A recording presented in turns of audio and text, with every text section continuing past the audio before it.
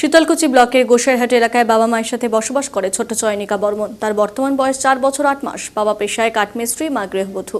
মা বাবার ইচ্ছে ছিল সন্তানকে ইন্ডিয়া বুক অব রেকর্ডসে নাম তোলাবে। সেই লক্ষ্যে ছোটবেলা থেকেই তার স্মৃতি শক্তি প্রখর করে তুলতে উদ্যোগ গ্রহণ করে, আর সেই উদ্যোগে সফল হয় ওই দম্পতি।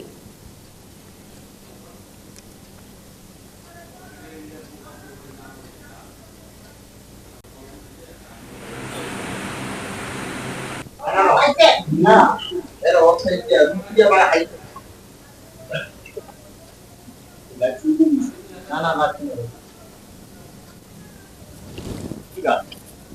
ইন্ডিয়া বুক অফ রেকর্ডের নাম করেছে, কতটা আনন্দ লাগছে আপনাকে? নিশ্চয়ই আনন্দ লাগছে এবং একই সঙ্গে সরকার প্রকৃতির উপর করেছে যে বিষয়ের উপর রেকর্ড করেছে ভিডিও পাঠায় না হয় এই বিষয়ের উপরে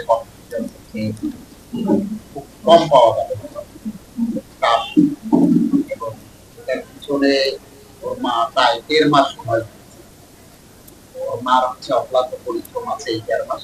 এবং অবশ্যই বাচ্চা ট্যালেন্ট বা শক্তি আছে বলেই সেটা সম্ভব হয়েছে, না হলে 45 থেকে 30 যেতে পারত না।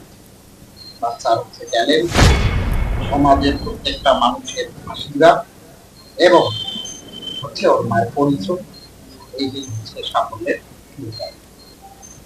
আর কতটা আশা করেন আপনার মেয়ের কাছে? এখন যা ওর হচ্ছে এই বয়সে যা হচ্ছে প্রতিভা দেখছি বা যা লক্ষণ দেখা যাচ্ছে, তাতে ও অনেক দূরে এগিয়ে যাবে এবং আমি বাবা হিসাবে প্রত্যাশা করি যে ও যেভাবে যে পথেই এগিয়ে যাক না কেন, পড়াশোনা দিয়েই হোক বা যাই হয় হোক, সমাজের বিশেষ আইকন হিসেবে যদি পরিচিত হয়, সমাজে যাতে বিশাল অবদান রাখতে পারে, সেই প্রত্যাশাই আমি করবো এবং সেই চেষ্টাই করছি।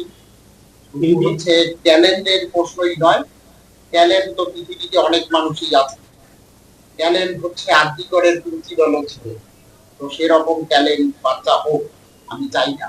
আমি চাই বাচ্চা যদি ট্যালেন্ট হয় তাহলে ক্ষুদিরামের মতো হোক, নেতাজির মতো হোক, স্বামী বিবেকানন্দের মতো হোক, বা বিদ্যাসাগরের মতো হোক, বা সমাজে এরা খুব নামি দাবি এটা হলে খুব ভালো।